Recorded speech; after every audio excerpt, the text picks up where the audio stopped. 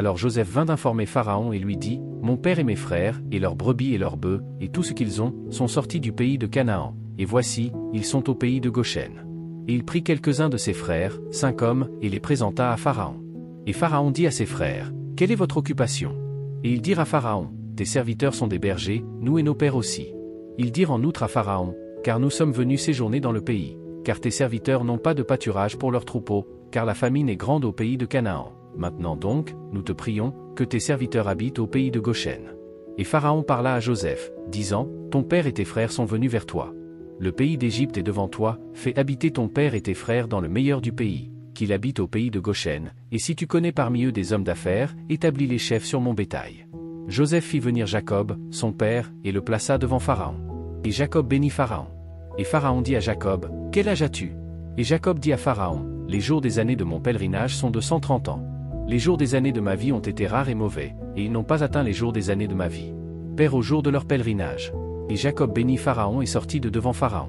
Et Joseph plaça son père et ses frères, et leur donna une possession au pays d'Égypte, dans le meilleur du pays, au pays de Ramsès, comme Pharaon l'avait ordonné. Et Joseph nourrit son père, et ses frères, et toute la maison de son père, avec du pain, selon leur famille. Et il n'y avait pas de pain dans tout le pays, car la famine était très grande, de sorte que le pays d'Égypte et tout le pays de Canaan étaient défaillants à cause de la famine.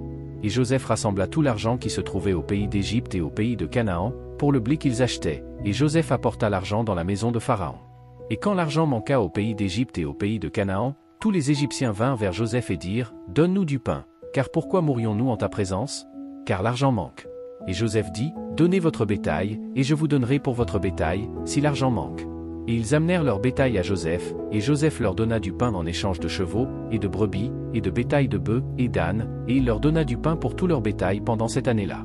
Cette année-là terminée, ils vinrent vers lui la 2e année et lui dirent, « Nous ne cacherons pas à mon Seigneur comment est dépensé notre argent. Mon Seigneur possède aussi nos troupeaux de bétail, il ne reste rien devant mon Seigneur, si ce n'est nos corps et nos terres.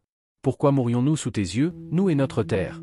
Achète-nous et notre pays contre du pain, et nous et notre pays serons les serviteurs de Pharaon, et donne-nous de la semence, afin que nous vivions et ne mourions pas, et que le pays ne soit pas désolé. » Et Joseph acheta tout le pays d'Égypte pour Pharaon, car les Égyptiens vendirent chacun leur champ, parce que la famine les prévalait, le pays devint donc la propriété de Pharaon.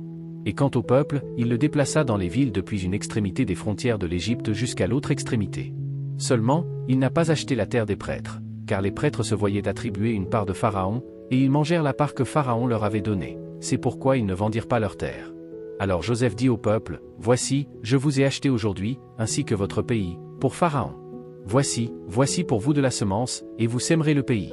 Et il arrivera que, dans le revenu, vous donnerez le 5e parti à Pharaon, et 4 parties vous appartiendront, pour les semences des champs, et pour votre nourriture, et pour celle de vos maisons, et pour la nourriture de vos petits. » Et ils dirent, « Tu nous as sauvé la vie. Trouvons grâce aux yeux de mon Seigneur, et nous serons les serviteurs de Pharaon. » Et Joseph fit une loi sur le pays d'Égypte jusqu'à ce jour, que Pharaon aurait le 5e partage, sauf le pays des prêtres seulement, qui n'appartient pas à Pharaon. Et Israël habita au pays d'Égypte, dans le pays de Goshen, et ils y possédaient des possessions, ils grandissaient et se multipliaient extrêmement.